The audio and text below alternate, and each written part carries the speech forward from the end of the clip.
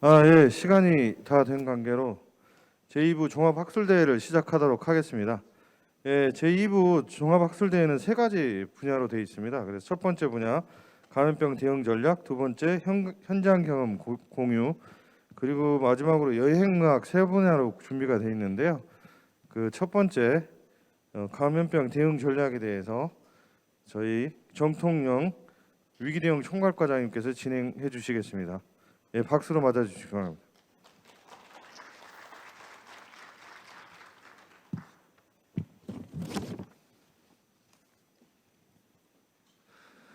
네, 안녕하십니까. 저는 2022년 감염병 관리 컨퍼런스 제2부 종합학술대회 중 첫 번째 파트인 감염병 대응 전략의 사회를 맡은 질병관리청 위기대응 총괄과장 정통령입니다. 다음에 닥쳐올 팬데믹에 대비하기 위해서는 그동안에 저희가 수립하고 시행해 왔던 감염병 대응 전략을 지속적으로 평가를 하고 또 그게 현재 대응에 있어서 부족한 부분들을 잘 발굴을 해서 이 전략을 끊임없이 업데이트하는 이런 과정들이 필요한 것 같습니다. 이런 감염병 대응 전략에는 굉장히 많은 부분이 포괄될 수가 있을 텐데요. 오늘은 그 중에서도 진단과 백신 영역에 좀 초점을 맞춰서 진행을 하도록 하겠습니다. 오늘 파트 1의 첫 번째 강연은 연세대학교 이형민 교수님께서 디지즈 X 조기 발견을 위한 감시 체계 및 진단 검사 역량이라는 제목으로 발표를 해주시겠습니다. 이형민 교수님은 대한의료 관련 감염관리학회 정책이사를 맡고 계시고요. 또 대한항균요법 학회 무임소이사를 맡고 계십니다. 오늘 이형민 교수님께서 피치 못할 사정이 있어서 자리해주지 못하셨고요. 대신 영상으로 강의를 진행하도록 하겠습니다. 이형민 교수님 강의 초대해서 듣겠습니다. 안녕하십니까. 디지즈X 조기 발견을 위한 감시체계 및 진단검사 역량에 대해서 발표할 연세대 진단검사의학교실 이형민입니다. 먼저 지난 3년간 코로나19로부터 국민을 지키느라 수고해 주신 질병관리청의 모든 분들께 감사의 말씀을 드리고 감염병 관리 컨퍼런스 개최를 축하드립니다. 이러한 감염병 관리 컨퍼런스에 연대로 초대받은 것은 개인적인 영광이고 당연히 가서 강의를 드려야 되겠지만 병원 내 사정이 여의치 않아 이렇게 영상으로 강의를 드림을 양해해 주시면 감사하겠습니다. 저는 본 강의에 대해서 이해적 관계가 없음을 말씀드립니다.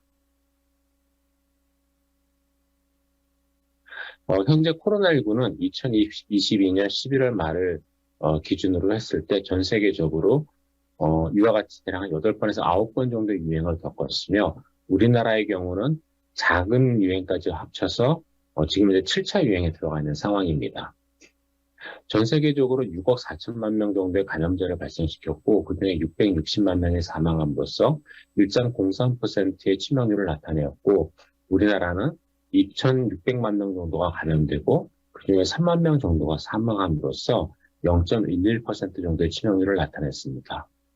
이렇게 놓고 보게 되면은 일단 국내의 감염자 숫자는 전 세계적인 감염자 숫자에 비해서 적지 않으나 10분의 1 정도의 치명률을 나타내고 있음을 확인할 수가 있습니다.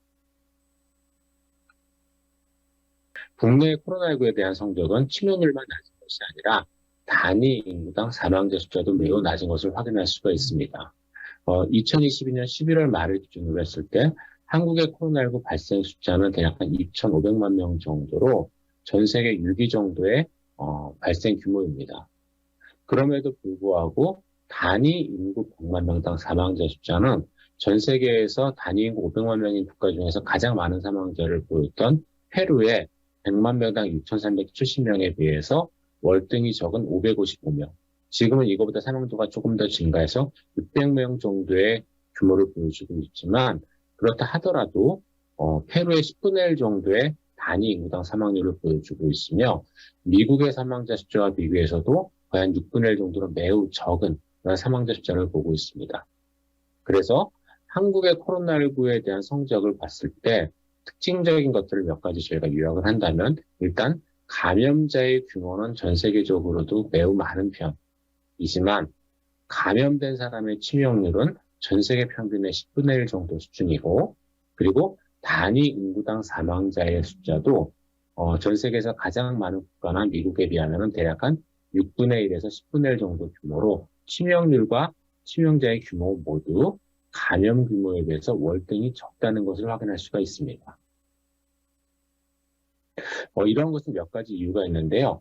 먼저 페루와 미국의 치명률 곡선을 보시겠습니다. 보시는 것처럼 페루의 경우에 있어서는 전체 감염자의 90%에 해당되어지는 전체 사망자의 90% 정도에 해당되어지는 2만 명이 2020년 2월부터 2021년 5월 사이에 발생하였고 그 이후로 치명률이 사망자의 숫자가 굉장히 완화되는 그러한 양상을 보여주고 있습니다.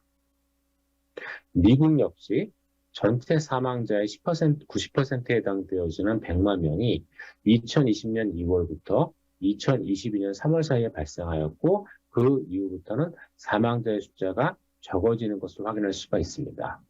이와 같이 신종감염병이 발생했을 때는 이 신종감염병에 대한 대응을 잘 할 수가 없고 그리고 이 감염병에 대해서 백신이건 또는 감염이건 어느 정도 일정 규모의 인구가 면역력을 획득하기 전까지는 사망자는 지속적으로 발생할 수밖에 없으며 그러한 면역력이 획득된 이후로는 이후 사망자의 숫자가 감소하는 것을 확인할 수가 있습니다. 그리고 이러한 일반적인 사망률의 감소는 보시는 그래프에서도 확인할 수가 있습니다. 월드미터에 나와 있는 그래프를 보시는 것처럼 코로나19의 사망률은 초반에는 굉장히 높았으나 이후 지속적으로 감소하는 양상을 보이고 있음을 확인할 수가 있습니다. 그런데 한국의 사망자 곡선은 앞에서 보여드렸던 두 개 국가와는 매우 다릅니다. 한국의 경우는 2020년 2월부터 2022년 2월까지 일부 유행이 있었으나 그 유행의 규모는 매우 작았고 이 기간 동안 굉장히 적은 사망자를 보고하였습니다. 그래서 한국의 경우는 2020년 2월부터 2021년 11월까지 발생한 사망자의 숫자는 불과 3,000명에 지나지 않고 그 이후로 오미크론 대유행에서 굉장히 많은 감염자를 만들어냈으며 이때 대략 한 2만 5천 명 정도의 사망자가 발생하였습니다. 그래서 한국의 경우는 지속적으로 많은 사망자를 만들어내는 감염 초기에 코로나19 발생을 효과적으로 억제할 수 있었고 이것이 많은 사망률을 보일 수 있는 감염 초기에 한국이 매우 적은 피해를 본 것과 연결이 되며 그 이후 어느 정도 면역력을 확보한 뒤에 그 다음에 사회적 거리두기를 완화함으로써 비록 대규모의 확진자는 발생하였지만 다른 국가에 비해서는 사망자의 규모가 매우 적은 그러한 양상을 보여주었습니다. 이처럼 사망자의 규모뿐만 아니라 각 연령에 따른 사망자의 규모 면에서도 한국과 미국은 큰 차이를 보이고 있습니다. 한국과 미국을 비교했을 때 단위 인구 100만 명당 감염자의 숫자는 한국이 51만 5천 명으로 미국의 29만 9천 명에 비해서 2배 정도 많은 반면에 사망자의 숫자는 인구 100만 명당 583명으로 미국의 3,291명에 비해서 6분의 1 정도 규모입니다. 그래서 사망자의 규모 자체도 단위 인구당 차이가 나지만 보시는 것처럼 각 연령별 사망자의 숫자 역시 굉장히 다른 양상을 보입니다. 우리가 알고 있기로 코로나19는 고령층에서 많이 발생하는 것으로 알고 있고 주로 고령층의 피해가 크다라고 알려져 있습니다. 그래서 이러한 사망자의 단위 연령별 사망자 숫자를 단위 인구당 비교를 해보게 되면은 한국의 80대 이상 인구 100만 명당 사망자 숫자는 7,763명으로 미국의 85세 이상 인구 100만 명당 4만 7천 명에 비해서 거의 한 6분의 1 정도 수준인 것을 확인할 수가 있습니다. 하지만 한국도 역시 80세 이상에서 많은 피해를 보았는데요. 그럼에도 불구하고 미국과 비교를 해보게 되면 80대의 사망 규모는 거의 6분의 1 수준이고 더욱 놀라운 것은 젊은 층에서의 사망 규모입니다. 한국의 30대에서의 사망자 숫자는 인구 100만 명당 21명인데 반해서 미국의 35세에서 44세 사이의 사망자의 규모는 인구 100만 명당 669명으로 거의 32배가 높습니다. 그리고 한국의 40대의 사망자 숫자는 100만 명당 49명으로 미국의 45세에서 54세의 인구 100만 명당 사망자 숫자인 1,700명에 비해서는 거의 35배 정도가 적습니다. 그래서 한국과 미국의 사망자 규모를 비교를 해봤을 때 전체적인 사망자 규모의 차이뿐만이 아니라 이와 같이 젊은 층에서의 피해를 효과적으로 줄일 수 있었다는 측면에서도 한국의 방역 성적은 굉장히 전 세계에 홍보하고 자랑할 만한 성과라고 생각을 합니다. 그러면은 이러한 성과는 어떻게 얻어졌을까요? 말씀드렸던 것처럼 초기 대응을 잘했기 때문이라고 생각을 합니다. 즉 코로나19는 굉장히 감염 초기부터 많은 사망자들을 만들어내기 때문에 우리가 백신이나 또는 치료제와 같은 그러한 치료 수단 내지는 방어 수단을 갖추기 전까지는 반드시 엄격하게 통제되어야 하고, 그리고 이러한 초기의 엄격한 통제를 통해서 피해를 줄이는 것이 이러한 신종감염병 대응에 있어서는 중요합니다. 하지만 이러한 엄격한 통제는 많은 경제적 사회적 피해를 불러일으키기 때문에 적정한 정도 수준에서 면역력이 확보가 된다면, 즉 적어도 고위험군을 보호하거나 아니면 전체 국민을 대상으로 전체 국민을 보호할 수 있는 정도의 면역력이 감염 또는 백신에 의해서 확보가 되거나 또는 치료제가 이용 가능하게 되면 그때부터는 우리가 이러한 초기에 강력한 방역을 풀고 정상화를 향해 나아갈 수가 있습니다. 그래서 이러한 그 감염병에 대한 초기 대응이 무엇보다 중요하다 할 수 있는데, 한국은 이러한 감염병에 대한 초기 대응 단계에서 신천지 교회와 관련된 대규모 유행을 경험을 하였습니다. 이 신천지 교회와 관련된 대규모 유행은 2020년 2월 후반부에 확인이 되었고 2020년 2월부터 3월 중순까지 하루에 최고 800여 명 정도의 확진자가 발생을 하며 그 당시 전 세계적으로 중국 밖에서 생긴 최초의 대규모 지역사회 감염으로 알려졌습니다. 그리고 이 시기에 다른 국가들, 미국이나 영국, 또는 일본의 경우에서는 이런 유행이 관찰되지 않았는데요. 이런 신천지교회의 대규모 유행과 관련된 재미있는 이야기가 있습니다. 질병관리청에 계신 분들은 누구나 다들 아시고 계시겠지만 사실 이 신천지 교회와 관련된 대규모 유행을 발견한 것은 처음부터 코로나19를 의심하고 발견된 것은 아니었었습니다. 우리가 코로나19 첫 번째 환자가 유입된 이후 코로나19에 대한 진단검사 체계를 만들기로 결정을 하였고, 그에 따라서 2020년 2월 초반에 코로나19에 대한 진단검사 체계를 구축을 합니다.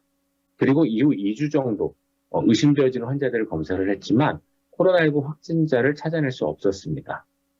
그런데 그때 질병관리청에서 구축되어 있는 진단검사 역량을 활용을 하여 원인 불명 폐렴이 있는 사람들을 검사해보자는 아이디어를 통해 전국에 퍼져 있는 원인 불명 폐렴 환자에 대해서 코로나19 검사를 시행을 하였고, 그 결과 전혀 뜻밖에도 보시는 것처럼 카 액시던트, 즉 교통사고를 통해서 교통사고를 이유로 병원에 입원했던 환자가 발열이 발생하였고 이 사람이 코로나19를 결국 확진되는 그러한 놀라운 결과를 얻어냅니다. 그리고 이 사람에 대한 역학조사 결과 이 사람과 연관되어 있는 교회의 신자들이 대규모로 코로나19에 감염된 것을 확인하였고 이것이 결국은 2020년 2월과 3월 달에 발생했었던 신천지교회 대규모 유행과 연결이 되게 됩니다. 이러한 숨어있는 지역사회 감염이 검역에도 불구하고 공항에서의 검역 과정에도 불구하고 발생하는 것은 어떻게 보면 너무 당연한데요. 2020년 유로 서베일런스 발표된 논문 내용을 보시면은 유럽의 경우에 있어서도 코로나19 확진자 100명 중에 이러한 검역 과정에서 확인되지 않는 사람이 56명으로 거의 전체의 절반 정도에 해당된다는 보고를 하였습니다. 이렇게 검역 대상 질병이 검역 과정에서 전부 다 확인되지 않는 것은 확인되지 않는 것은 어떻게 보면 너무나 당연한 현상인데, 감염병은 감염된 즉시 증상이나 징후를 나타내는 것이 아니라 일정한 잠복기를 거친 이후에 관련 증상을 나타내게 됩니다. 그리고 코로나19처럼 초기 증상이 모호한 감염병의 경우에 있어서는 환자 본인이 코로나19에 감염됐다는 걸 알지 못하기 때문에 이런 검역 단계에서 충분한 협조를 할 수 없는 그러한 상황도 생기게 됩니다. 따라서 검역 단계에서 모든 감염병을 막을 수는 없고 이러한 감염병이 생겼을 경우에는 검역을 통과해서 넘어올 수 있다는 것을 우리는 반드시 알아야 되며 이렇게 검역을 통과해서 지역사회에 들어온 감염병은 결국은 지역사회 의료기관 또는 지역사회 의료 체계를 통해서 확인이 됩니다. 그리고 코로나19의 경우에 있어서도 국내에서도 역시 마찬가지로 2020년에 비슷한 과정을 겪었고 그러한 원인불명 감염이 지역사회에 숨어들 것을 염려하여 시행했던 그런 원인불명 폐렴 환자에 대한 검사가 결국은 2010년 2월에 발생했었던 대구 지역에서의 대규모 유행을 찾아내는 그런 단초가 됐습니다. 그러면은 이러한 검역 단계를 회피해서 들어온 지역사회에 숨어있는 감염이 과연 한국만 있었을까요? 앞에서 보여드렸던 것처럼 미국이나 영국, 일본에서는 이러한 유행이 관찰되지 않았었는데 아마 모두 동일한 시기에 지역사회 감염이 초기부터 있었을 거라고 생각을 합니다. 그렇게 생각하는 이유는 미국, 영국 같은 경우에 일본은 좀 규모가 작지만 미국이나 영국 같은 경우에 첫 번째 유행이 시작되자마자 굉장히 빠른 속도로 수만 명대의 확진자가 나옵니다.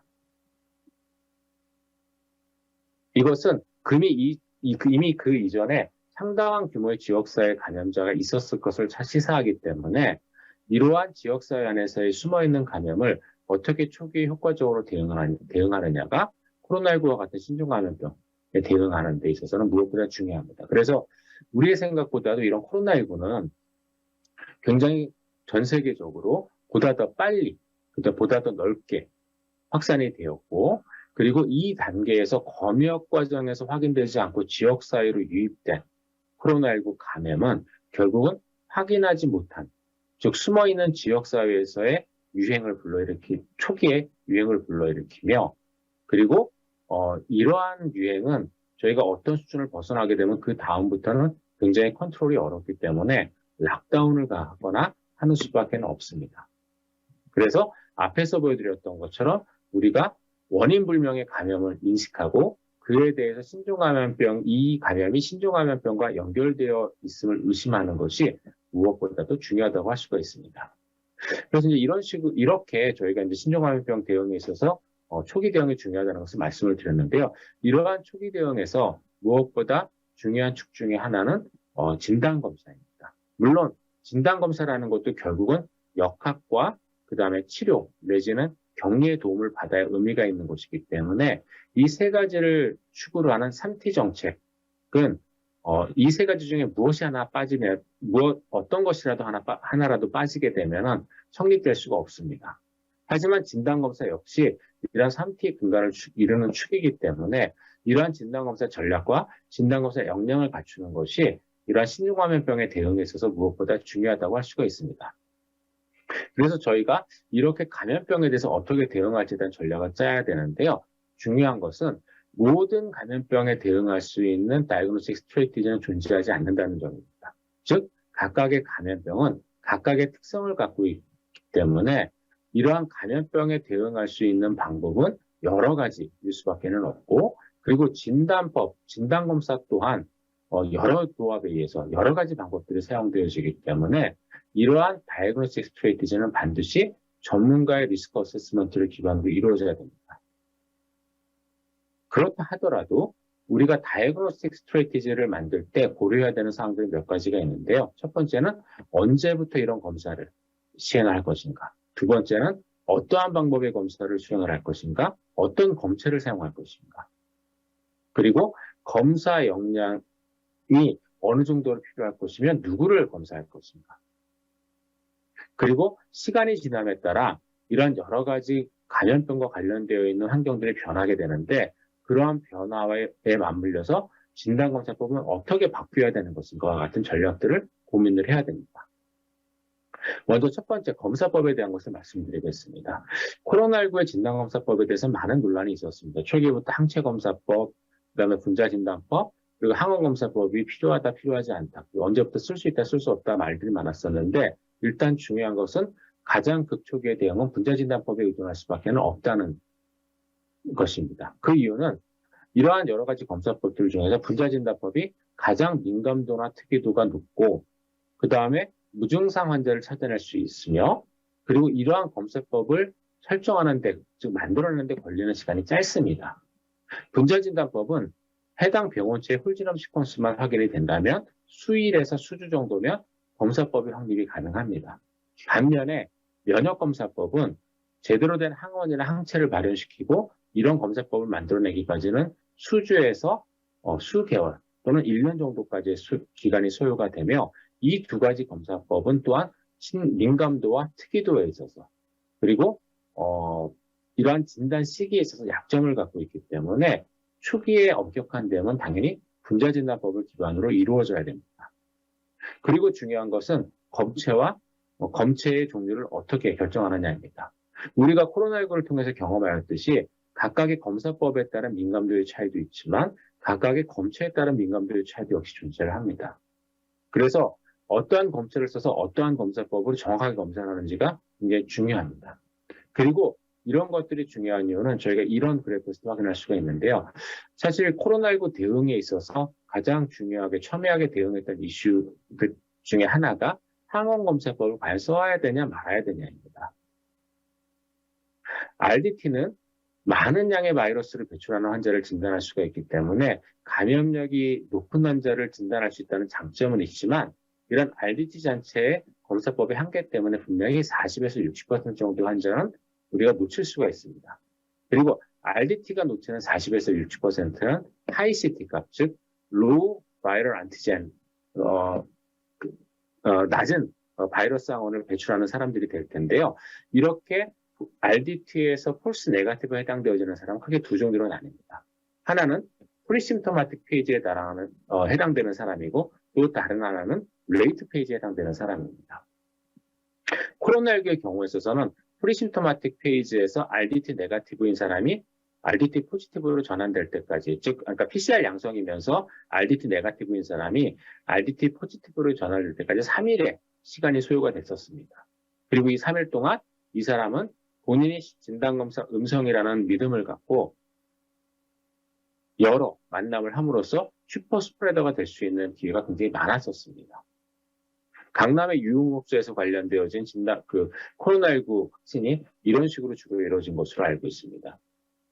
그리고 메이트 페이지라 하더라도 우리가 RDT 음성인 사람을 놓쳐서는 안 되는 이유가 있는데, 이 시기는 충분한 양의 그러니까 바이러스가 충분히 감소한 시기이기는 하지만, 이 시기라 하더라도 우리가 코로나19 전파 위험이 없다고 할 수는 없고, 그거보다 더 중요한 것은 이 시기에 사람들이 결국 다른 코로나19 확진자에 대한 징검다리가 돼준다는 측면에서 엄격하게 관리해야 되는 감염 초기에 이 시기에 사람들을 놓치는 것은 다른 코로나19 확진자를 놓치는 것과 마찬가지의 결과를 불러냅니다. 앞에서 보여드렸던 그 대구 신천지 관련 환자를 저희가 놓쳤다면 어떻게 됐을까요? 아마 8,000명의 숨어있는 감염자를 찾아내지 못했을 겁니다.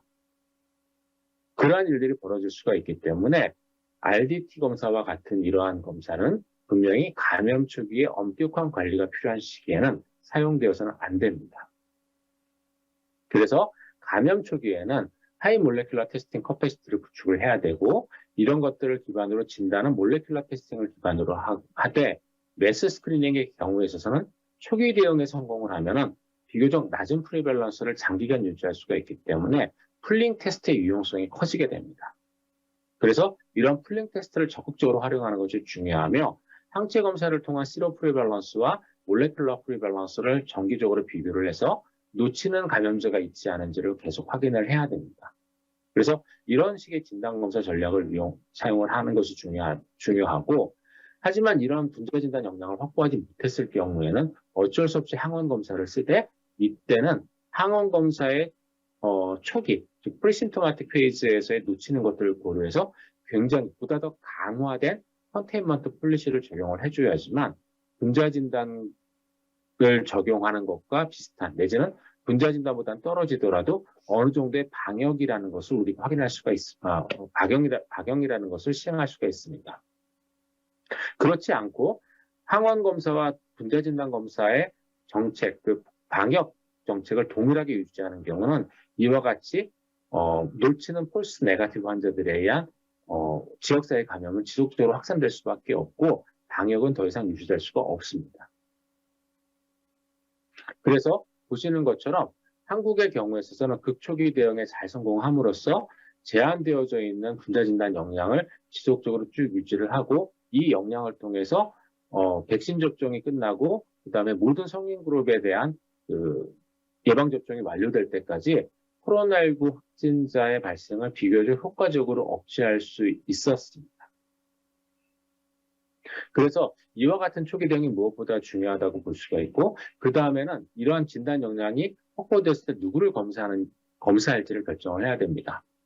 왜냐하면 아무리 진단검사 역량을 확보한다 하더라도 이러한 진단검사 역량이 모든 원하는 사람을 검사할 수 있는 정도는 안 되기 때문에 우선순위를 결정을 해서 이러한 신종감염병이 있을 경우에는 우선순위에 따라 검사를 해야 되는데요. 당연히 첫 번째는 suspected patient를 검사를 해야 됩니다. 그리고 이때는 diagnostic criteria를 잘 결정을 하고 이에 따라서 의심되어진 환자를 찾아서 검사를 해야 되며 그리고 이렇게 해서 발견된 suspected patient와 연관되어져 있는 patient related person을 두 번째로 검사를 해야 됩니다. 이 단계에서 역학이 굉장히 중요하게 되는데요. 이러한 역학적 추적이 제대로 이루어져야 이러한 suspected patient나 patient related person을 잘 찾아서 전체적으로 시행되어져야 되는 진단검사의 부담을 줄일 수가 있고 보다 더 효과적인 대응이 가능하게 됩니다. 그리고 이런 것들 외에 우리가 놓칠 수 있는 또 확진자들이 있기 때문에 숨어있는 지역세 감염자를 찾기 위한 unknown cause of infectious disease에 대한 검사 역시 필요하게 됩니다. 그리고 이때 중요한 것은 unknown cause를 확인하기 위해서는 그 외에 감별할 수 있는 여러 가지 질환들을 이미 감별할 수 있는 진단검사 역량이 역시 또 확보가 돼야 됩니다. 그래서 이런 것들을 통해서 저희가 진단검사의 우선순위를 결정할 수 있고 이렇게 하고도 역량이 남는 경우는 반드시 우리가 보호해야 되는 하이리스크 그룹, 즉 병원에 입원한 사람들이라던가 또는 요양원에 입원해 있는 사람들과 같은 고위험군에 대해서 진단검사를 시행할 수가 있습니다. 그리고 또 한 가지 우리가 고민을 해야 되는 이런 진단검사 전략과 관련돼서 고민을 해야 되는 것은 이러한 감염병의 확산 단계에 따라서도 역시 진단검사 방법이 달라진다는 점입니다. 그래서 초기에 있어서는 감염병의 확산이 적기 때문에 이런 경우에는 스몰 커패시티 정도만으로 가능하고 그다음 프리밸런스가 낮기 때문에 풀링 테스트가 굉장히 유용하게 사용되어질 수 있는 단계입니다. 하지만 감염병이 확산되기 시작을 하면 그때부터는 진단검사의 역량이 급속도로 필요해지기 때문에 이에 따른 진단검사 역량의 확보가 중요하게 되고 가장 마지막 단계에서는 이때는 아무리 분자진단 역량을 확보하더라도 원하는 모든 사람을 검사할 수는 없기 때문에 이때는 완화 정책을 일부 고려한 진단검사 다이그노스틱 스트래티지를 만들어야 됩니다. 그리고 이런 것들이 결국은 전체적인 어떤 감염병에 대한 대응과 맞물리게 되면 이렇게 이제 저희가 정리할 수 있을 것 같은데요. 감염병의 확산 초기에는 당연히 이에 대한 대응 역량이 없고 면역력이 없기 때문에 이때는 엄격하게 관리를 해야 됩니다. 그래서 Strength of Containment Measure가 굉장히 강력해야 되고 이러한 컨테인먼트는 RT-PCR 기반으로 이루어져야 우리가 놓치는 사람이 없게 됩니다.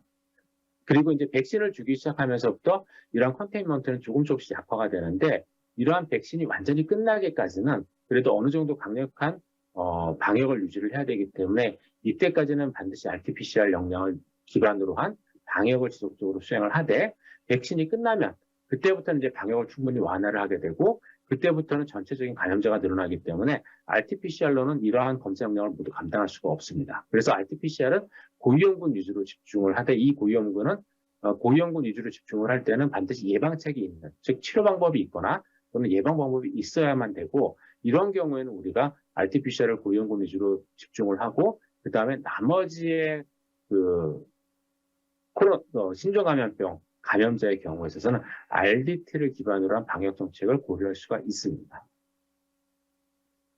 그래서 이제 이와 같은 방역 전략에 대해서 말씀을 드렸고요. 그리고 이러한 방역 전략은 주로 우리가 진단검사법을 개발하고 난 이후의 전략에 대해서 말씀을 드렸는데 사실 만약에 이러한 신종감염병이 꼭 해외에서만 생기리라는 법은 없습니다.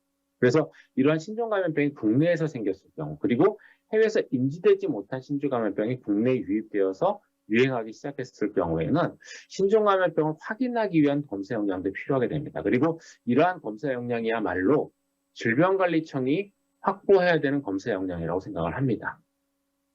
그리고 이러한 디지즈 X를 확인하기 위한 검사 역량은 반드시 known disease, 즉 우리가 확인할 수 있는 모든 감염병을 먼저 룰아웃할 수 있어야 되고, 그리고 이렇게 모든 감염병이 룰아웃 됐을 때 새로운 이 신종감염병을 확인할 수 있는 여러 가지 역량들, 거기에는 크게 세 가지 역량이 있다고 생각을 합니다. 첫 번째는 홀지넘 시퀀싱을 할 수 있어야 되고, 이러한 홀지넘 시퀀싱은 검체에서도 수행할 수 있어야 되며, 그 다음에 그 해당 병원체를 배양한 배양균 또는 배양 바이러스를 대상으로도 시행할 수 있어야 됩니다.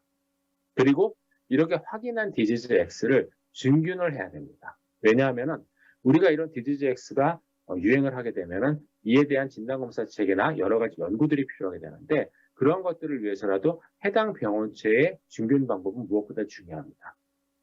그래서 이러한 디지즈 X를 증균할 수 있는 셀컬처 또는 박테리아 컬처의 중요한 테크닉들을 질병관리청은 반드시 보유하고 있어야 되고, 일반에서 시행하지 않는 배양법까지도 질병관리청들은 전부 다 기본적으로 가지고 있어야 된다고 생각을 합니다. 그리고 또한 질병관리청은 이러한 그 디지즈 X에 대한 이뮤놀로직 어세이를 수행할 수 있는 능력을 갖고 있어야 되는데요. 앞에서 잠깐 말씀드렸던 것처럼 이런 몰레큘러 어세이를 기반으로 저희가 코로나19 대응을 하더라도 결국은 시로 프레발런스라든가 또는 백신 디벨롭먼트 또는 이뮤놀로직 그러니까 면역학적인 어떤 보호 능력 같은 것들을 추정하기 위한 면역학적인 검사법이 역시 또 굉장히 중요한 대응 수단이 되기 때문에 질병관리청에서는 이러한 디지즈 X에 대응하기 위해서 이와 같은 세 가지의 능력을 추가적으로 더 가지고 있고 확보를 해야 될 것으로 생각을 합니다. 그러고 난 뒤에는 이제 검사 역량의 확대가 필요하게 되는데요. 이러한 검사 역량을 확대하기 위해서는 이와 같이 여러 가지 포지티브 컨트롤과 이런 물질들이 필요하게 되는데, 한국의 경우에 있어서는 이러한 부족한 여러 가지 요소들을 질병관리청과 대한진단검사위원회의 협력에 의해서 잘 수행을 해왔습니다. 하지만 이런 것들이 반드시 꼭 구비되어 있는 것은 아니기 때문에 이와 같이 모자라는 요소들에 대해서는 우리가 여러 가지 측면에서 그 외의 대응을 고려할 수도 있어야 될 것으로 생각이 됩니다. 예를 들어 진단키트를 만들 수 없는 상황인 경우도 있을 수가 있습니다. 그럴 때는 당연히 질병관리청이 이러한 프라이머나 프루브 합성을 통해서 이러한 그 원스텝 RT-PCR 킷을 통한 테스트를 초기에는 구축을 해야 될 것으로 생각이 되고, 그리고 거기에 따른 여러 가지의 역량도 확보를 해야 될 것으로 생각이 됩니다. 그리고 또 한 가지 중요한 것은 그런 것들 외에 이제 바이오세이프티와 또 관련되어 있는 그러한 이슈들인데요. 질병관리청이 이러한 여러 가지의 것들을 확보하는 것과 마찬가지로 질병관리청이 개발한 검사법, 그리고 질병관리청과 학회에서 개발한 검사법들을 대규모로 수행하기 위해서는 민간검사실에서의 수행이 코로나19의 경우와 마찬가지로 필요합니다. 그런데 민간검사실은 이러한 그 바이오세이프티에 대한 여러 가지 보완들이 바이오세이프티에 대한 투자들이 아직까지는 약합니다. 그래서 민간검사실의 경우에 있어서는 이런 것들이 좀 어느 정도 투자가 되어야 향후 이러한 신종감염병에 대한 대응을 보다도 원활하게 할 수 있을 것으로 생각이 됩니다. 코로나19의 경우에 있어서는 바이레미아가 거의 없었지만, 혹시라도 이런 신종감염병에 바이레미아가 생기고 모든 혈액에서 바이러스가 검출된다고 가정해 보겠습니다. 그런 경우에는 해당 확진자의 진료뿐만이 아니라, 그러니까 진단뿐만이 아니라 해당 확진자에게 메디컬 서비스를 제공하기 위해서 시행되어야 하는 여러 가지 다른 진단 검사들, 즉 CBC라든가 루틴 케미스트리라든가 이러한 검사법도 통상적인 검사실에서는 수행할 수 없을 수도 있습니다. 그런 경우에 대응하기 위해서라도 검사실에 대한 바이오세이프티는 앞으로 더 많은 투자가 돼야 되는 항목이라고 생각을 합니다. 그래서 이러한 진단검사 역량이나 전략들은 단기간에는 내셔널 인펙션 컨트롤 스트래티지에 영향을 주지만, 장기적으로는 내셔널 인펙션 컨트롤 스트래티지에서 이러한 다이그노스틱 커패시티를 빌딩하기 위해서, 만들어내기 위해서 어떻게 노력하느냐에 따라서 보다 더 확보가 될 수가 있기 때문에 한 국가 안에서 이러한 신종감염병에 대응하기 위해서는 이러한 투자나 여러 가지 것들을 앞으로 계획을 세워서 꾸준히 진행해야 될 필요가 있을 걸로 생각이 됩니다. 그래서 결론적으로 이러한 디지즈 X는 우리의 생각보다 보다 더 빨리 은밀하게 지역사회 안에서 확산될 수 있기 때문에 초기 대응이 무엇보다 중요하다고 할 수가 있고, 이러한 초기 대응에 있어서 다이그노스틱 스트래티지나 커패시티 또는 시스템은 굉장히 중요한 그러한 자산입니다.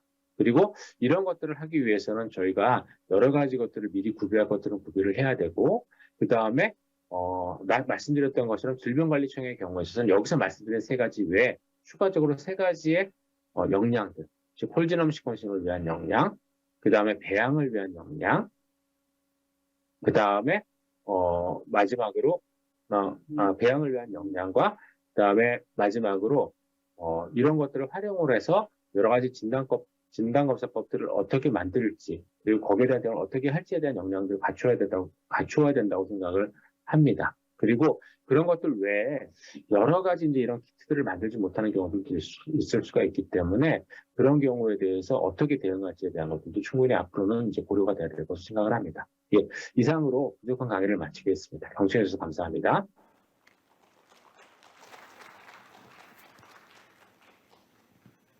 네, 이영민 교수님 강의 잘 들었습니다.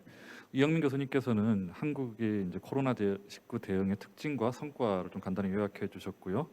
이제 성공적인 대응을 위해서는 신속한 초기 대응, 특히 이제 진단 분야의 어떤 역량들이 굉장히 중요하다는 것들을 한번 되짚어 주셨습니다.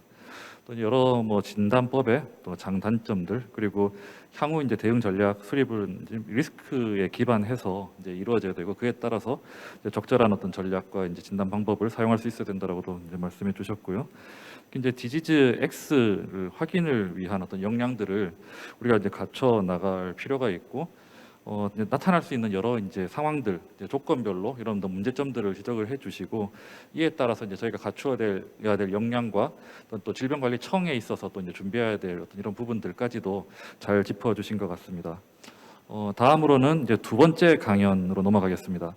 국제 백신 연구소의 송만기 과학사무처장님께서 귀한 시간을 내서 자리를 해주셨습니다. 송만기 과학사무처장님은 보건의료 재난대응 전문위원이시고요. 또 전 한국연구재단의 의학면역학 분야의 전문위원으로 활동하셨습니다. 송만기 이제 위원님께서 Preparing for the Next Pandemic, Vaccine Development Strategy를 제목으로 강의해 주시겠습니다. 네, 소개 감사드립니다. 제가 미국에서 바로 돌아온 지 얼마 안 돼서 지금 조금 제틀레이가 있어서 좀 정신이 좀 없습니다. 좀 양해 부탁드리겠습니다.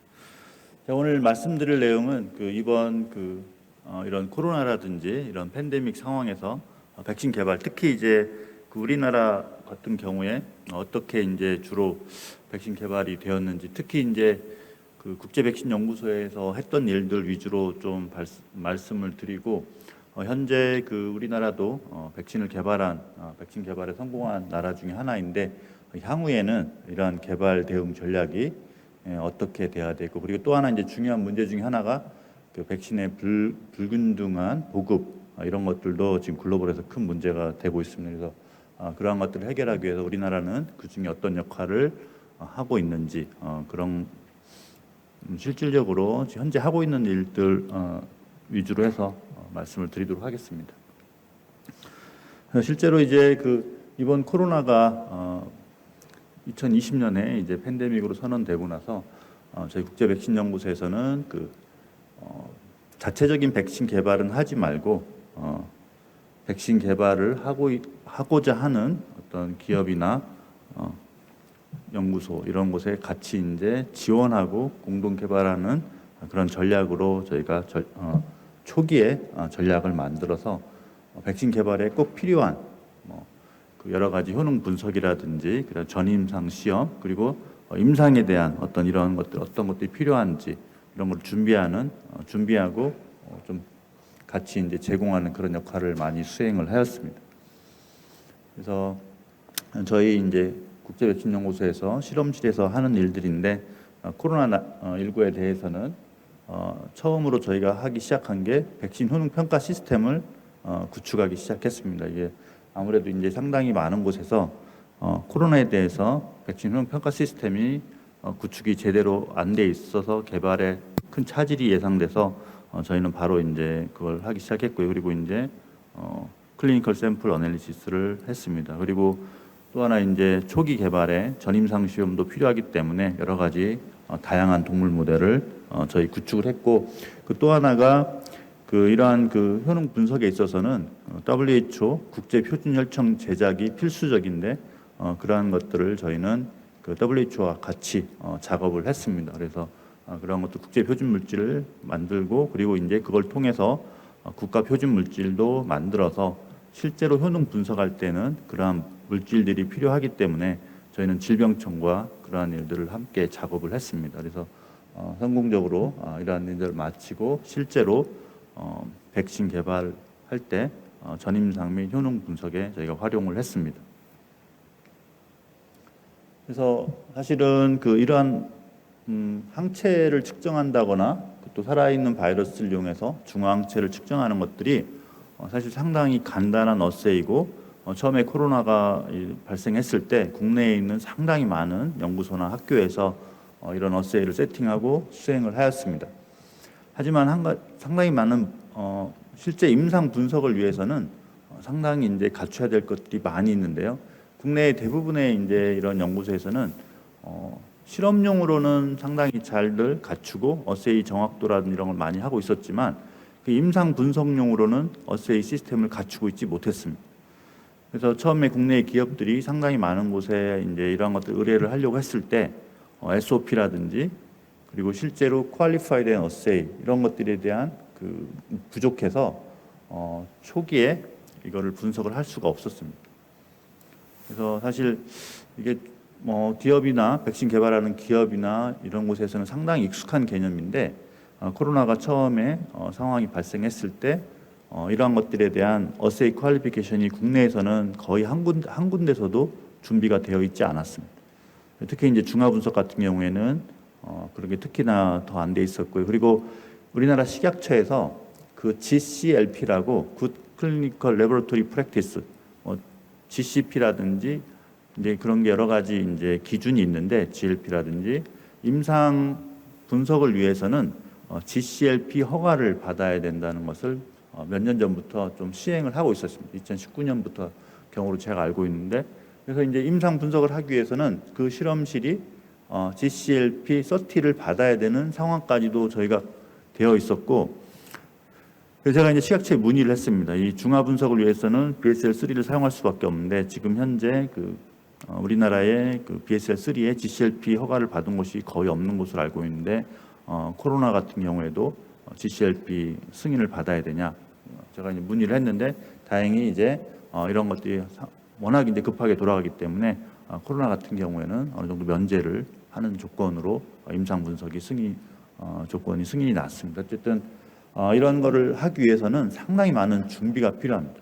그래서 기본적으로는 이런 어세이 퀄리피케이션과 밸리데이션의 기본적인 전제 조건은 누가 해도 그리고 같은 사람이 어느 때 해도 모든 어세이가 균일하게 나온다는 것을 증명을 해야 돼요.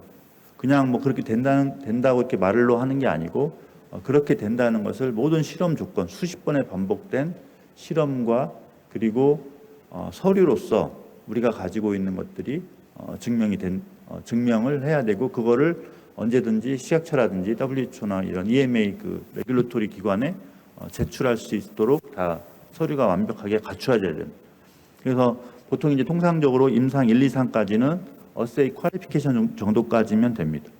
하지만 임상 3상 분석을 위해서는 어세이 밸리데이션이라고 소프트웨어도 그거 이제 자료를 관리하는 소프트웨어도 이제 관리자라든지 기관 내에 누구도 함부로 접근할 수 없다 이런 것도 전부 다 증명이 되는 그런 소프트웨어를 사용해야 되고 그 GMP 그레이드의 어떤 이런 걸 다 사용해서 프로그램을 다 만들어야 되기 때문에 이런 거 하는데 시간이 상당히 오래 걸립니다.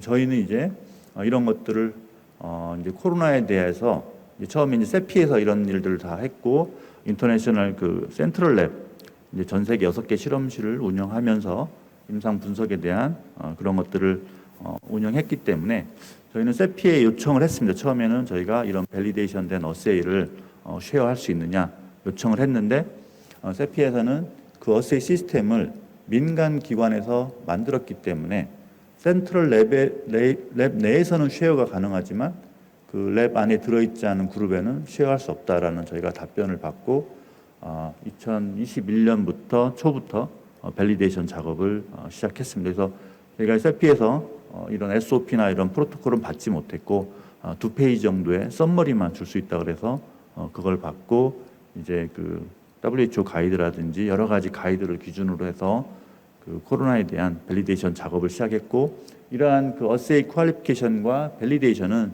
저희가 단독으로 한 게 아니고 그 공공백신 지원센터 질병관리청에 있는 곳과 저희가 동시에 이제 이런 거를 진행해서 나중에 저희가 이제 국내에 있는 특히 이제 여러 기업들의 임상 분석을 할 때 함께 저희가 수행을 했습니다.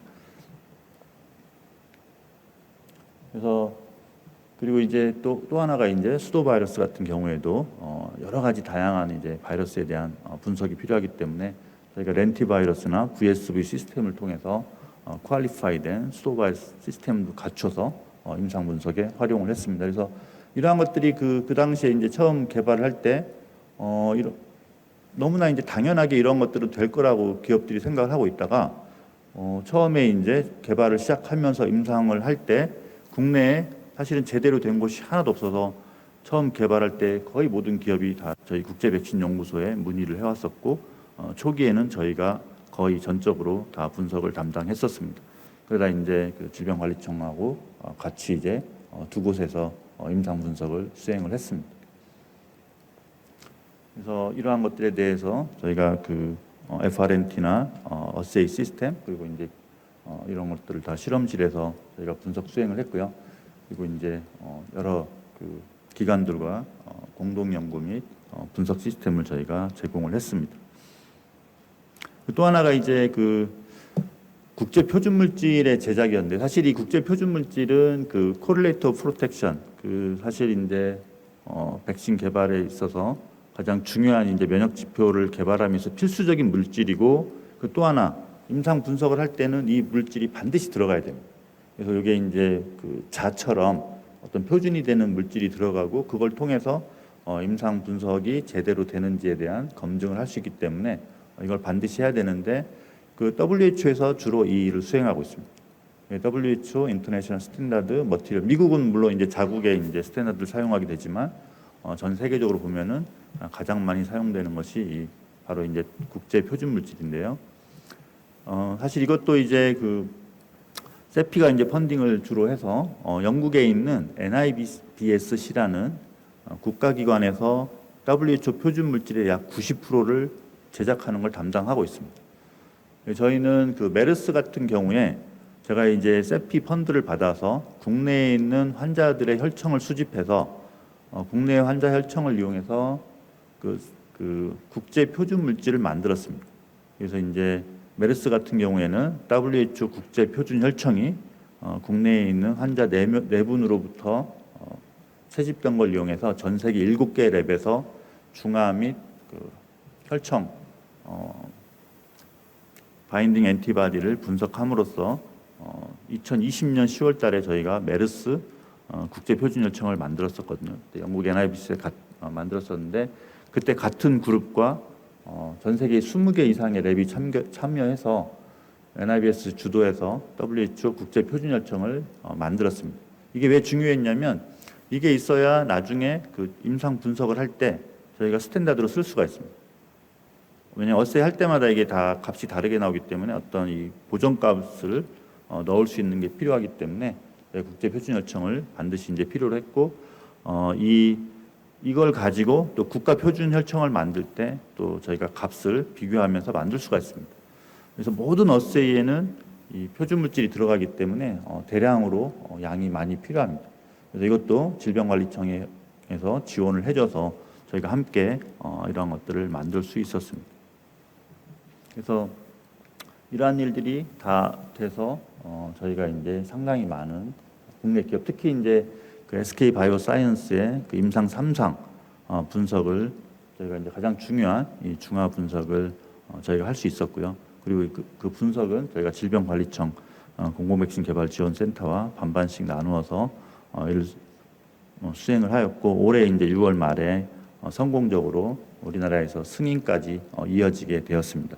물론 이제 우리나라 백신 개발이 상당히 늦어진 건 있지만 이런 이제 개발 능력을 보여줌으로써 최근에 이제 그 SK 바이오사이언스가 세피로부터 그 RNA 백신 개발 파트너로 지정이 되었습니다. 그래서 약 2천억 정도의 금액 지원과 함께 그리고 이제 백신 개발에 대한 파트너링 그리고 글로벌에서 필요한 어떤 이런 지원까지 해서 향후에는 이런 새로운 어떤 대응에 있어서 이런 기존에 가지고 있던 제조업 단백질 플랫폼뿐만 아니고 RNA를 이용한 이런 대응도 가능할 것으로 큰 기대를 지금 하고 있습니다. 그래서 저희는 정말 다양한 글로벌에서의 어떤 여러 임상 지원도 상당히 많이 했고요. 그리고 이제 국내에 있는 상당히 다양한 기업들에 대한 개발 지원을 수행을 하였습니다. 그래서 이러한 연구들이 이제 백신 개발에 있어서는 상당히 중요하고 필수적인 일인데 사실 잘 알려져 있지 않은 부분이 있고 국내에 또 이런 부분이 상당히 부족한 상황이어서 저희가 이제 이것들을 세팅을 다 해서 함께 이제 개발하는 데 지원을 해줬고 향후에는 좀 더 이러한 기관들이 좀 많이 면에서 저희가 타 기관에도 이러한 SOP나 기술 이전을 지금 하려고 일을 수행하고 있습니다. 그래서 향후에 이제 이런 일이 발생하면 최소한 3개, 4개 정도의 기관에서 이런 분석이 가능할 것으로 좀 기대를 하고 있습니다. 그래서 향후에는 이제 앞으로 이런 일이 발생했을 때 백신 개발이 이번 코로나에 대해서는 약 300일 정도 소요가 됐습니다. 예상과는 다르게 상당히 이제 빠르게 백신 개발이 진행이 돼서 300일 정도 소요가 됐는데 그것도 너무 늦다. 사실은 대부분의 사람들이 그거보다 훨씬 빠르기를 기대를 하고 있습니다. 그리고 이제 실제로 전 세계 전문가들이 처음에 이제 코로나가 발생하고 백신 개발에 들어갔을 때 아무리 빨라도 1년 반은 걸린다. 그렇게 예측을 했었지만 그거보다 훨씬 빠르게 약 300일 만에 사실 승인이 났습니다. 물론 긴급 사용 승인이긴 하지만 승인이 났고 대량 생산도 바로 이어져서 사용이 되었습니다. 사실 이렇게 빠르게 이제 개발이 되고 승인이 난 것은 제가 볼 때 상당히 운도 많이 좋았지만 많이 있었지만 메신저 RNA라는 어떤 플랫폼의 개발이 또 하나의 큰 성공 요인이 아닌가 싶습니다. 그래서 사실 이제 정말 많은 이제 이런 바이러스들이 우리 인류에게 이제 계속적으로 큰 이제 문제를 일으키고 있었는데 이렇게 그러한 것들이 퍼지고 있는 상황에서 백신을 새롭게 개발해서 그걸 사용해서 문제를 극복한 경우가 거의 없습니다. 물론 인플루엔자 이제 팬데믹 플루 때 그건 있지만 어쨌든 인플루엔자라는 것은 하나의 플랫폼이 있었고 상당히 빠르게 이제 개발할 수 있는 게 있었기 때문에 가능했지만 사실 대부분의 경우에는 물론 이제 질병이 빨리 사라진 경우도 있지만 이렇게 인류가 팬데믹 상황에서 백신을 개발해서 그걸 이용해서 대응한 경우가 그렇게 많지가 않습니다. 하지만 이제 그렇게 할 수 있는 가능성을 이번 코로나를 통해서 우리가 확인을 했고 실제로 이번 코로나 때는 백신이 정말 이제 다양한 백신이 개발이 돼서 그리고 그걸 통해서 상당히 많은 부분을 저희가 이용을 할 수가 있었습니다. 그래서 이런 이제 이머징 바이러스들이 전 세계적으로 상당히 이제 많이 출현하고 앞으로도 많이 출현할 것으로 저희들이 예상을 하고 있는데 그건 이제 다 아시겠지만 기후 변화라든지 그리고 또 하나 이제 정말 트러블이 많습니다. 아프리카에서 일어난 질병이 며칠만 지나도 국내에도 이제 거의 이제 위험 신호가 뜰 정도로 이제 트러블도 많고 그리고 이제 이런 것들이 정말 빠르게 이제 전파되는 세상에 살고 있어서 특정 지역의 질병이 더 이상 이제 특정 질병의 특정 지역만의 문제가 아닌 그런 세상이 되었습니다. 그리고 이제 전쟁이라든지 여러 천연 재해로 인해서 여러 가지 헬스 시스템이 붕괴된 상황에서도 이런 문제들이 또 많이 발생하고 있어서 향후에도 지금 지속적으로 이러한 팬데믹 같은 상황이 더욱 더 자주 그리고 더 빠르게 전파되는 형태로 일어날 것으로 지금 경고들을 많이 하고 있습니다. 그래서 이제 이러한 것들에 대해서 잘 아시다시피 WHO에서 2015년부터 그 블루프린트 프라이어리티 디지즈 리스트를 만들어서 경고를 해오고 있고 2018년 2월 달에 이제 그 디지즈 X를 넣어서 미지에 이제 병이 올 수 있다 이렇게 이제 경고를 시작을 하고 있습니다. 여기서 보시면은 10개의 이제 바이러스 리스트가 있는데 전부 다 그 네거티브 스트랜드 RNA 바이러스입니다. RNA 바이러스가 변이도 심하고 그리고 또 인간에게 상당히 중증을 유도하는 바이러스들이 많기 때문에 주로 이제 그러한 그 바이러스들에 대해서 경고를 하고 있고 향후에 이러한 것들이 큰 문제가 될 것으로 경고를 했습니다. 그래서 이러한 것들을 바탕으로 사실은 이제 그 세피라는 2017년에 세피라는 이제 단체가 그 G20에서 통과가 돼서 만들어졌고 한 노르웨이 정부에서 주도를 해서 약 1조 원 정도의 펀드를 가지고 만들어졌습니다. 그래서 이제 여기 이 단체에서 이제 최근에 이제 그 100데이 미션을 발표를 했습니다. 이번 코로나 때 사실 상당히 큰 역할을 했고 우리나라 코로나 백신 개발 성공에도 사실 세피의 기여가 상당히 컸습니다. 그래서 그렇다면 어떻게 이제 그 300일 걸렸던 그런 백신 개발을 100일로 줄일 수 있을 것이냐? 사실 이제 보급까지는 좀 어렵지 않을까 하는 의견이 있고 그리고 그리고 상황에 따라서는 보급도 100일부터 되게끔 할 수 있다 이런 의견들이 여러 의견이 있습니다. 그리고 이제 게이츠 재단이라든지 또 다른 기관에서는 보급 자체를 6개월 뒤부터 가능할 수 있다 이런 여러 가지 이제 3개월보다는 여러 가지 의견이 지금 있지만 제가 볼 때는 그게 이제 백신 개발의 수월성이라든지 여러 가지 상황에 따라서 좀 기간이 차이가 좀 크지 않을까 싶습니다. 그리고 저는 이번 코로나 같은 경우가 사실 어떻게 보면은 상당히 운이 좋았다는 얘기를 많이 하는데 백신 개발이 이렇게 좀 쉽게 잘 된 경우가 바이러스의 경우에 많지는 않습니다. 여러분 잘 아시겠지만 인류가 지금 여러 바이러스 중에 아예 수십 년에 걸친 그렇게 많은 투자를 통해서도 개발하지 못하는 백신이 많이 있습니다. A형 간염이라든지 그다음에 C형 간염, 변이가 특히 심한 것들에 대해서는 우리가 이제 그 백신 개발에 상당히 어려움이 있고 성공하지 못하는 경우가 있기 때문에 사실 이번 코로나는 저는 상당히 운이 좋다고 얘기를 하고 있습니다.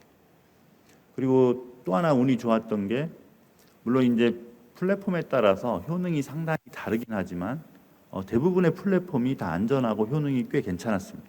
특히 처음에 나왔던 바이러스에 대해서는 대부분의 이제 플랫폼이 효과가 좋았는데 사실 바이러스에 대해서는 어떤 특정 플랫폼에 대해서는 백신으로 작용하는 게 아니고 오히려 그 백신에 의해서 유도되는 부작용이나 병적 증상이 훨씬 심한 경우도 꽤 있습니다.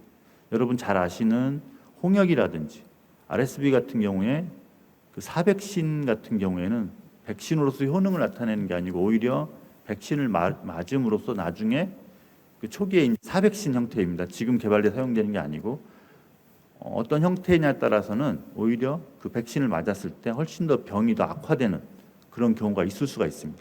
하지만 정말 다행히도 이번 코로나 같은 경우에는 어떠한 플랫폼의 백신에도 그러한 현상이 관찰되지가 않았습니다. 정말 처음에 이제 이 백신을 개발할 때 저희가 이제 WHO에서 주최하는 회의라든지 가보면 백신 인듀스드 인핸스드 디지즈가 과연 있을 것이냐 이거에 대한 회의가 정말 많았습니다. 그래서 초기에 이제 동물 실험의 대부분의 것들이 효능에 대한 거 그리고 또 하나가 바로 이런 부작용에 대한 우려 그거를 검증하는 실험들이 정말 많이 진행이 됐습니다. 근데 정말 다행히도 이번 코로나는 그러한 현상이 관찰이 되지 않았습니다. 동물 실험에서도 관찰이 되지 않았고 휴먼에서도 거의 관찰이 하나 되지 않았습니다. 제가 상당히 운이 좋다고 하는 얘기가 계속 보통의 경우에는 그 바이러스 백신을 개발할 때 그런 현상들이 상당히 많이 관찰이 되는데 이번 코로나는 그런 거 없이 효능이 상당히 좋게 잘 나와서 정말 빠르게 이제 개발할 수 있었지만 향후에는 그렇게 되리라는 보장이 없습니다. 정말 우리가 이렇게 거의 문제 없이 빠른 속도로 정말 스트레이트 포워드하게 백신을 개발할 수 있지 이런 거에 대한 우리가 보장을 할 수 없기 때문에 100일을 목표로 하지만 어떤 대상이냐에 따라서는 이게 가능할 수도 있고 사실은 힘들 수도 있습니다. 그래서 이제 그러한 것들도 다 고려해서 좀 더 시간이 걸릴 수도 있다는 말씀드리고 싶고요. 그래서 처음에 왼쪽에 있는 것들은 이제 그 코로나 19 코비드-19 백신 개발에 대한 타임라인. 처음에 이제 바이러스가 나오고 시퀀스가 알려진 이후부터 약 300일 만에 백신이 개발이 됐고 승인이 되었습니다. 하지만 이런 대응 시간도 정말 많은 사람이 이제 그 기간 안에 사망을 하고 우리가 이제 더 빠르게 할 수 있다는 것을 이번 경험을 통해서 알게 되었습니다. 실제로 이제 메신저 RNA 같은 경우는 만약에 이제 우리가 시퀀스를 안다 그러면 이 생산까지 몇 주 걸리지가 않습니다. 그리고 또 대량 생산을 함에 있어서도 1억 도스를 생산할 수 있는 게 조그만 방 하나 정도면 1억 도스를 생산할 수가 있습니다. 그래서 이제 그러한 것들이 다 이제 우리가 활용할 수 있기 때문에 대량 생산까지는 향후에는 큰 문제 없이 될 것으로 다들 생각을 하고 있습니다. 하지만 아까도 얘기했듯이 백신 개발은 또 완전히 다른 얘기입니다. 어떠한 바이러스고 어떤 그 항원 이런 것들에 대한 연구가 지속적으로 돼야지 다양한 바이러스에 대한 백신 개발이 수월하게 이루어질 수가 있습니다. 이제 그런 것들에 대한 연구가 그러니까 팬데믹 이전에 다양한 바이러스에 대한 백신 연구 개발이 진행이 돼서 비슷한 바이러스로 팬데믹이 발생했을 때 우리가 보다 빠르고 백신 개발하고 대응할 수 있는 그런 툴이 갖춰지게 되는 것입니다. 그래서 이제 그러한 것들을 미리미리 좀 연구를 하고 대응할 수 있게끔 준비를 하는 것입니다. 사실은 백신 개발의 어떤 이런 과정들은 이제는 팬데믹 상황에서는 정말 거의 의미가 없어졌습니다.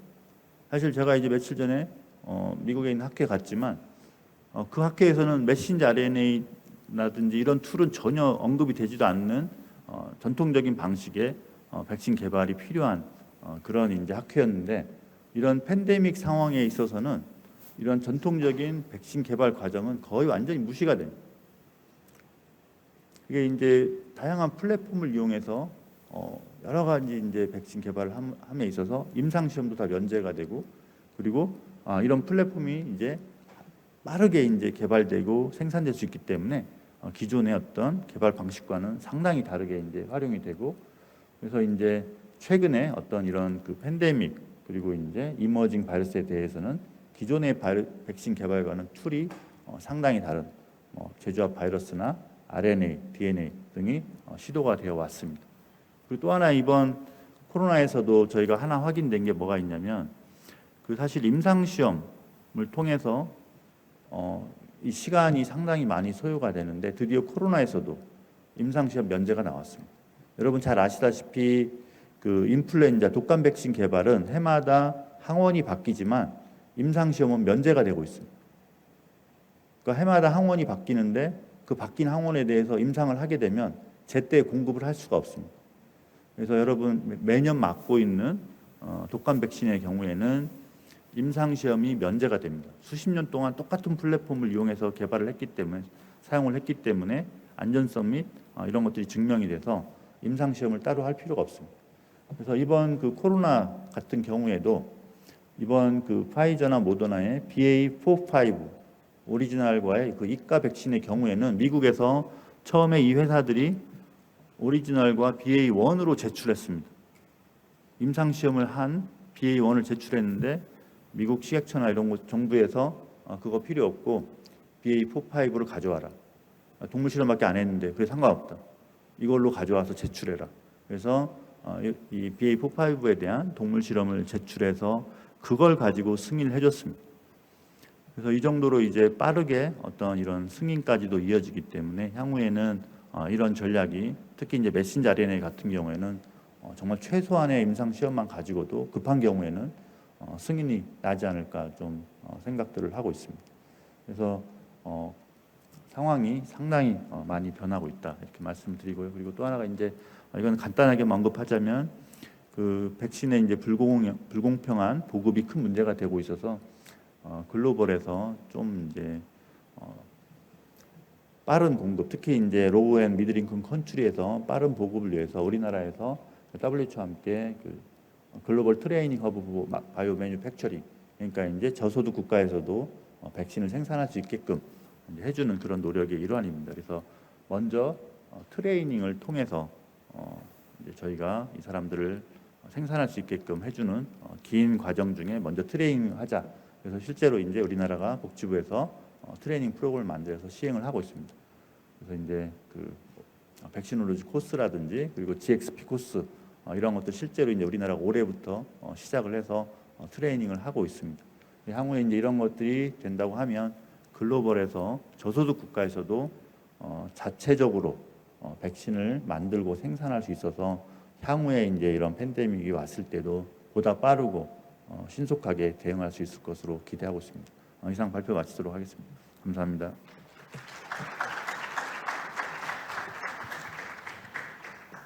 네, 송만기 사무처장님 좋은 발표 감사합니다. 그 백신 개발에 필요한 여러 가지 이제 플랫폼 기술 그리고 임상 시험 관련 역량 같은 것들을 잘 소개해 주셨고요. 이를 확보하기 위해서 특히 이제 국제 백신 연구소가 뭐 국내외 다른 기업과 이제 연구 기관들과 같이 이제 협력해서 한 많은 활동들을 아마 잘 이제 말씀해 주신 것 같습니다. 그리고 이제 새로운 어떤 이제 유행이 다가왔을 때 이제 이번에 코로나의 어떤 300일 정도 어떤 백신 개발 기간을 100일로 줄이기 위한 많은 노력들, 그래서 WHO의 R&D 블루프린트 그리고 뭐 세피의 이제 100일 미션 같은 이런 것들을 중심으로 어떤 최근의 어떤 이제 규제와 관련된 이슈들까지 잘 짚어주신 것 같고요. 마지막으로 이제 우리나라에서 유치한 그 바이오 매니팩처링 관련한 이제 글로벌 트레이닝 허브의 어떤 역할과 활동들에 대해서도 잘 소개를 해주신 것 같습니다. 지금 이제 두 분의 좋은 발표를 잘 들었고요. 원래는 이제 이게 2시 반까지 끝나야 되는데 지금 10분 정도가 지났습니다. 그래서 질의응답 시간을 한 10분 정도 가지고 이제 잠시 또 휴식 시간을 갖도록 하겠습니다.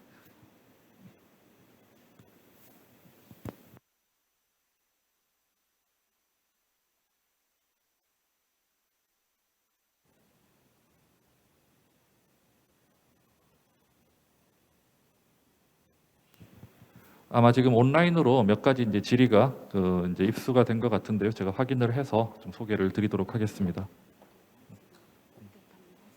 네.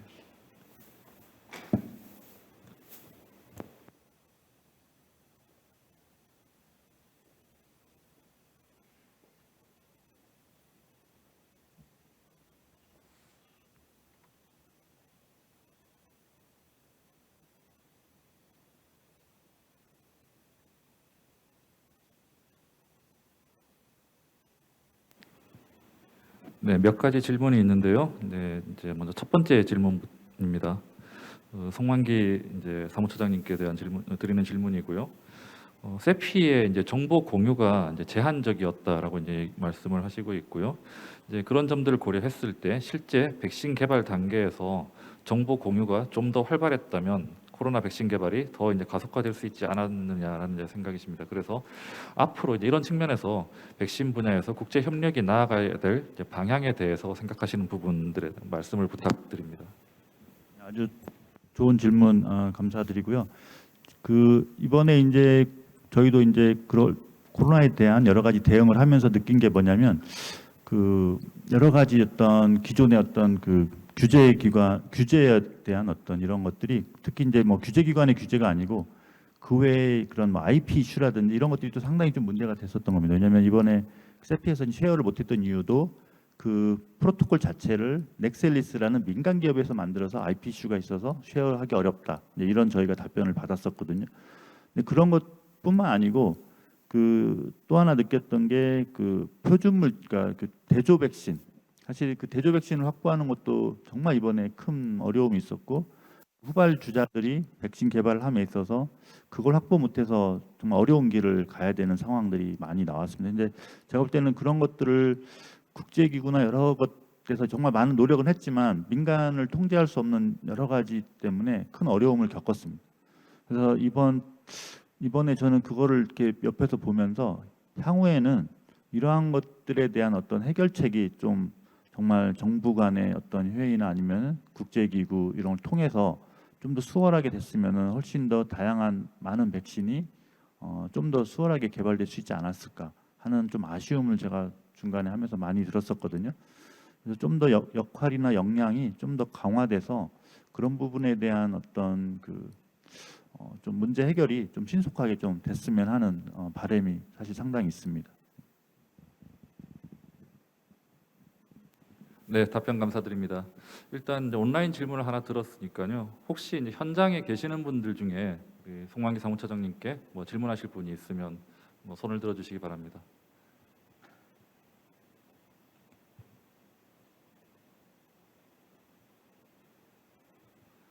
네, 저기 손 드신 분, 네. 소속과 이름 좀 소개해 주시고요. 좀 질문해 주시면 감사하겠습니다. 네, 안녕하세요. 질병관리청 김승혁이라 하고요. 이제 사무처장님께서 다양한 백신 플랫폼의 기술 개발을 이제 말씀 주셨는데 사실상 코로나19를 보면은 거의 mRNA 하나로 가도 되지 않냐라는 생각이 들 정도로 지금 화이자 모더나가 기술 개발 속도가 너무 압도적이거든요. 그럼에도 이제 저희가 백신 개발 플랫폼을 좀 더 지속적으로 다양하게 확보해야 될 이유가 뭔지 다시 한번 좀 설명 부탁드리겠습니다. 네, 물론 이제 말씀하신 대로 잘 말씀하신 대로 메신저 RNA가 주력이 될 건 맞습니다. 제가 봐도 이제 상당히 빠르게 대응할 수 있고 그리고 중화 항체라든지 이런 게 잘 유도가 됐기 때문에 향후에 이제 백신 개발에 가장 주력이 될 건 맞지만 사실 그거 하나로 될까 하는 또 의문도 있습니다. 그리고 또 이번에도 보면은 메신저 RNA와 다른 백신과의 조합, 헤테로로거스 프라임 부스트가 보다 훨씬 더 다양한 면역 반응을 유도하고 세포성 면역이라든지 이런 여러 가지 또 측면에서 장점도 있거든요.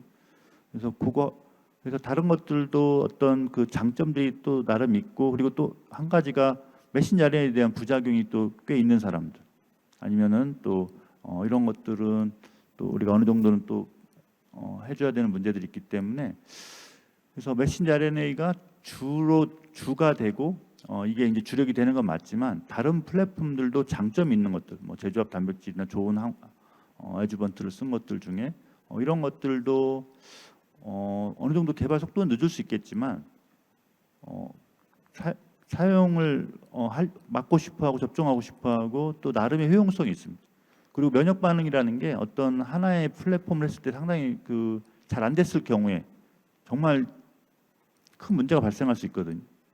이제 그런 측면에서도 백업으로라도 저희가 여러 플랫폼이 좀 필요하고 사실 세피에서도 메신저 RNA를 주력으로 하지만 다른 플랫폼도 백업으로 함께 가는 전략으로 지금 그 자세를 취하고 있습니다. 그렇게 이제 얘기도 하고 있고요. 네. 온라인으로 들어온 질문인데요. 방금 이제 질문과 조금 유사하지만 조금 다른 측면인데 이제 코로나 대응에 있어서 메신저 RNA 말고 다른 플랫폼 기술들 이제 뭐 이런 말씀 주셨는데요.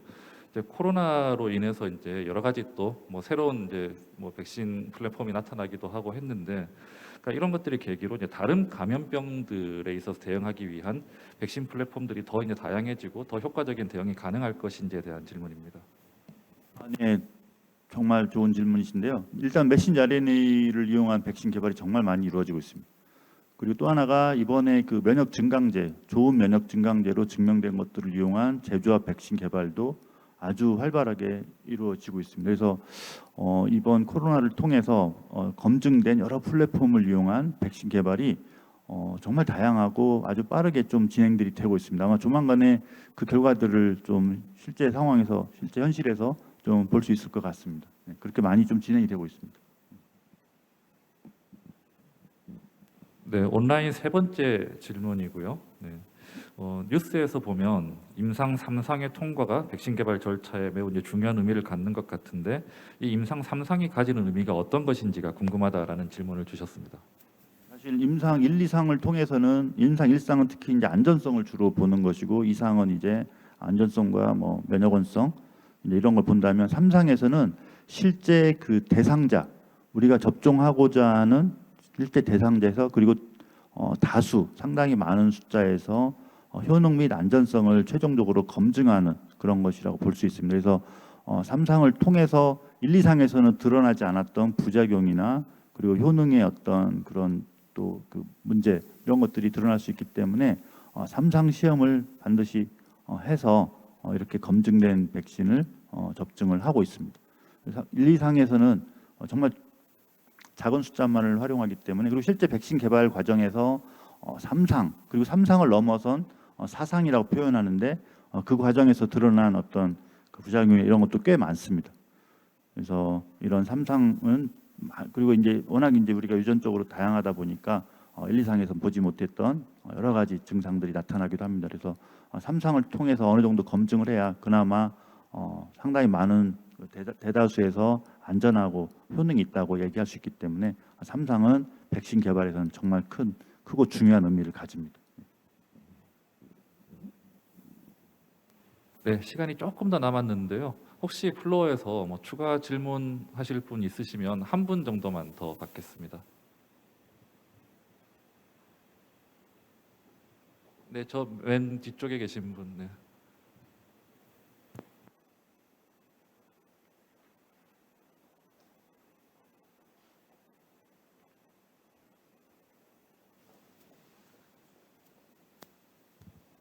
네, 좋은 강의 잘 들었습니다. 저 세종보건환경연구원의 여상구라고 하는데요. 지금까지 이제 국제백신연구소가 이제 우리나라의 유일한 국제기구로서 굉장히 많은 역할을 하셨고, 특히 이번 코로나 질병청과 같이 이제 공동으로 되게 중요한 역할을 하셨다고 생각하는데요. 그 향후에 국제백신연구소에서 이제 중요하게 생각하시는 이제 어떤 그 감염병 분야나 아니면 기술 분야가 어떤 게 있는지 좀 말씀 부탁드립니다. 네. 사실 기존의 어떤 상당히 많은 디지즈 중에 뭐 저희가 이제 AMR 쪽 그쪽도 사실 이제 전 세계적으로 로우 앤 미들 인컴 컨트리에서도 큰 문제가 되고 있고 그게 이제 선진국에서도 큰 문제가 되는데 백신 개발을 통한 어떤 이런 전략이 최근에 상당히 많이 제시가 되고 있습니다. 그래서 저희가 하는 것 중에 뭐 INT 논 타이포이드 살모넬라 이제 그런 경우에는 아프리카에서 상당히 많이 문제가 되고 있고 또 파라타이포이드나 이런 것들이 이제 주로 인도나 이런 곳에서 큰 문제가 되고 있는데 그 외에도 그 클렙젤라 뉴모니아라고 로우 앤 미들 인컴 컨트리와 그 특히 이제 네오네이트의 약 데스의 약 10%를 차지하는데 그게 또 이제 선진국에서는 AMR로 큰 문제가 되고 있습니다. 근데 그런 것들이 어떻게 보면 향후에 저희가 좀 주력하고자 하는 그런 질병들이고요. 어차피 저희는 이제 그 주로 타겟이 로우 앤 미들 인컴 컨트리에 큰 문제가 되는 디지즈이기 때문에 그게 원래 이제 주력이고 하지만 그 최근에 이제 세계 공중보건 쪽으로 문제가 되는 여러 가지 그 WHO 그 블루프린트 리스트에 있는 것들도 저희가 파트너링을 해서 주로 이제 저희가 하는 대상 지역이 아프리카나 남미 쪽이 많기 때문에 임상 지원이라든지 이런 것들 통해서 공동으로 하는 일들을 계속적으로 할 예정이고 그런 제안들이 많이 들어오고 있습니다. 그래서 저희는 원래 저희가 주로 하던 로우 앤 미들 인컴 컨트리 문제가 되는 것들을 하면서도 동시에 그 블루프린트 리스트에 있는 것들도 파트너링으로 할 예정이고 저희가 직접 메신저 RNA 같은 걸 할 생각은 없습니다. 워낙 이제 플랫폼으로 활용이 가능하기 때문에 그런 것들은 파트너링을 통해서 연구를 해나갈 예정입니다.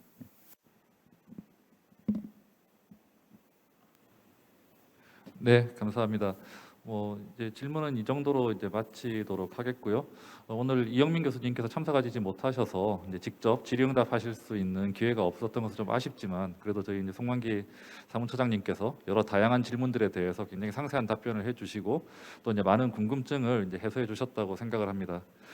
이상으로 이제 2020년 감염병 관리 컨퍼런스 제2부 종합학술대회 이제 파트 1 감염병 대응 전략 이제 부분 세션을 이제 마치겠습니다. 지금 한 10분 정도 이제 휴식을 하고 난 뒤에 이제 파트 2를 다시 이제 시작하도록 하겠습니다. 네, 참석해 주셔서 고맙습니다.